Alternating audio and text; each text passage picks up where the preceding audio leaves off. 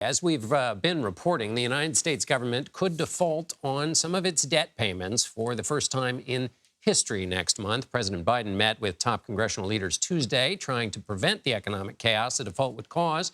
And after the meeting, the president pointed out how far apart the two sides are.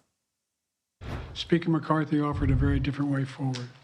He's proposed deep cuts that I believe are going to hurt American families. Millions of Americans relying on Medicaid for their health care would be at risk of losing that. And Nancy Cordes joins me now for more.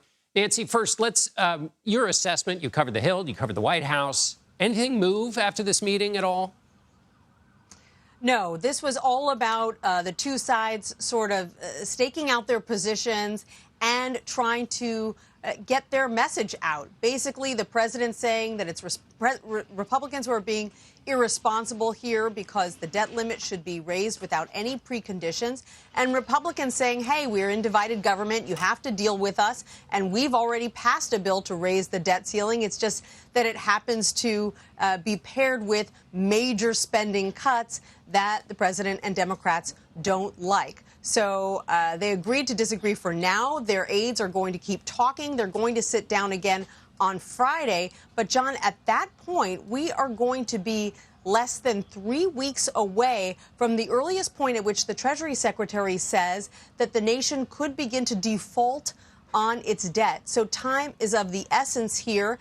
There are only about 12 working days left in Congress between now and then.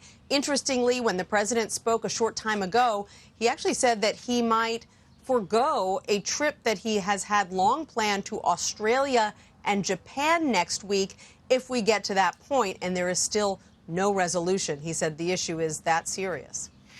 Nancy, he mentioned, as you did, that they're going to be, that staff's going to talk and that the leaders are going to get together again on Friday. As the president talked about, he said, you know, what happens when the staff meets, and you know this so well from covering the Hill, the staff meets and they start to kind of trade ideas at the staff level, right, and then that bubbles to the top.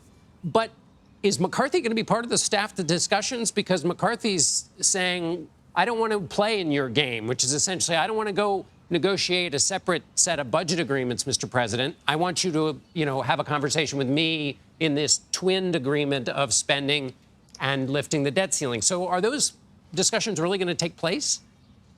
The discussions are going to take place, and McCarthy today said he's open to all kinds of compromises. The problem is that the two sides, as you alluded to, John, don't agree on the basic frame of this negotiation. You've got the president saying, I'm open to talking about spending cuts. I just don't want to tie them to raising the debt ceiling. I want to have two separate conversations on two separate tracks.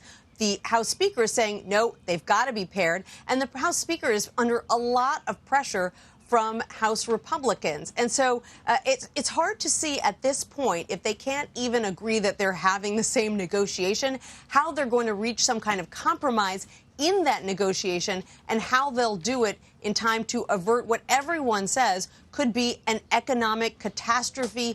If we have a long-term default here, John, we could be talking about the loss of 8 million jobs and an interest rate going even higher than it is already, not to mention the fact that the government won't be able to send out checks for things like Social Security because it won't have the money.